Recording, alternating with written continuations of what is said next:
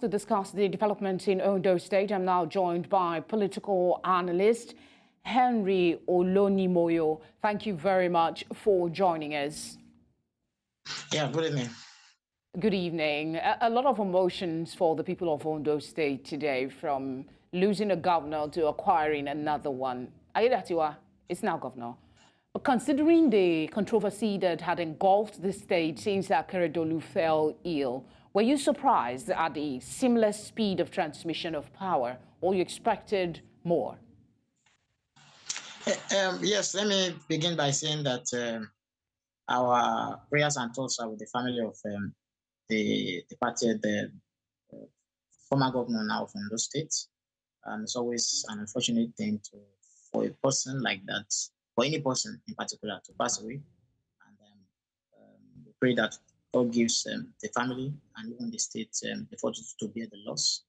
And so, of course, like our constitution stipulates, there is no vacuum. There should be no vacuum in power. After the unfortunate passing away of the governor, it became very automatic for the deputy governor to be sworn in as governor.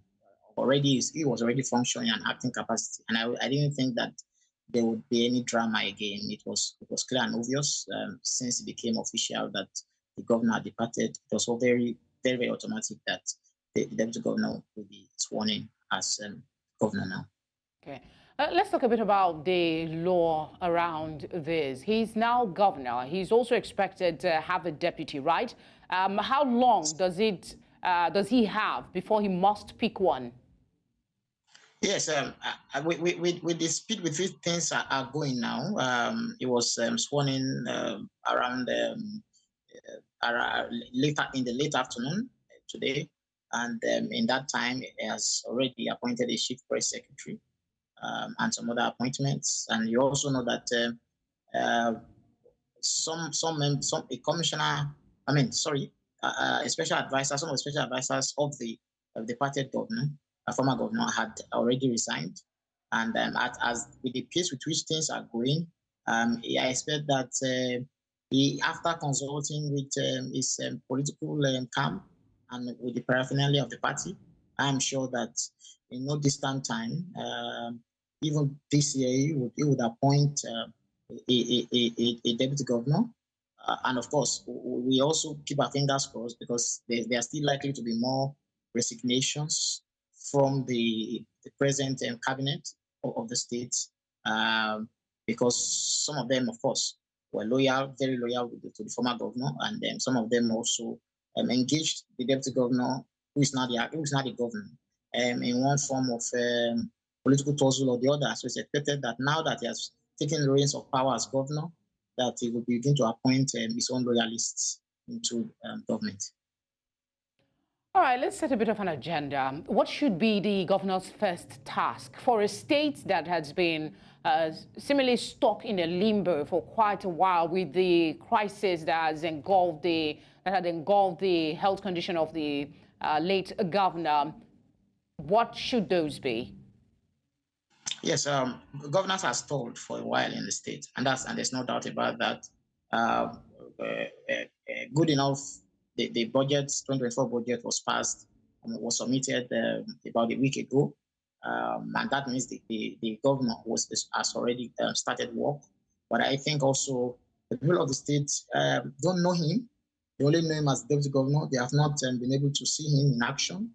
They have not been able to see him actually in terms of steering the wheels of governance. And so it's expected that begins to set the ball rolling already.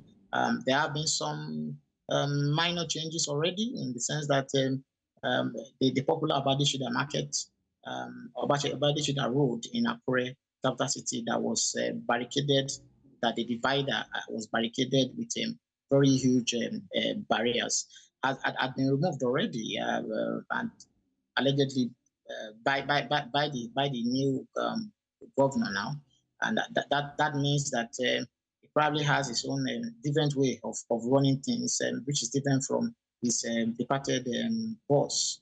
And so we expect that we begin to see actual governance now. The conditions of public roads in the state are very deplorable now, and we expect that begin to see men on site now trying to put a major facelift to these our roads, public roads. Then, as regards the health sector of the state, I expect the governor now to start making serious steps. Also, more so that we are approaching the campaign year and the year of the elections.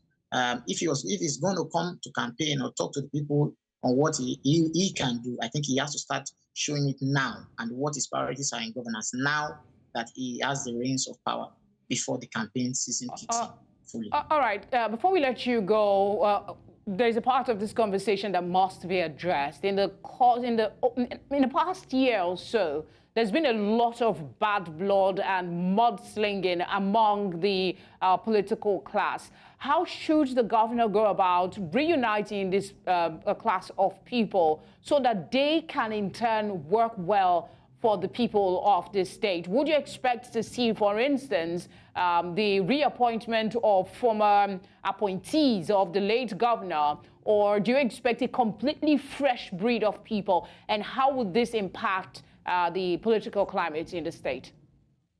Yes, thank you. I think the unity that is more of priority is the unity of the state, the people of Ondo State.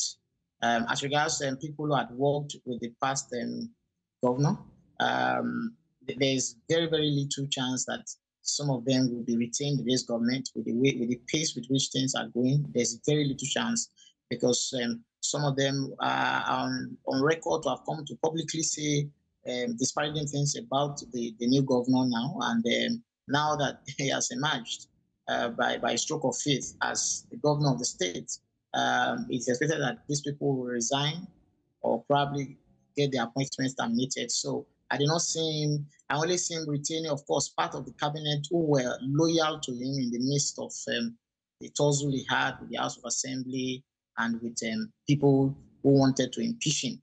That's what I just see. But I feel that there will also changes in cabinet in the coming days, weeks, and months. All right, Henry, thank you very much for sharing your thoughts and your time with us. Thank you very much.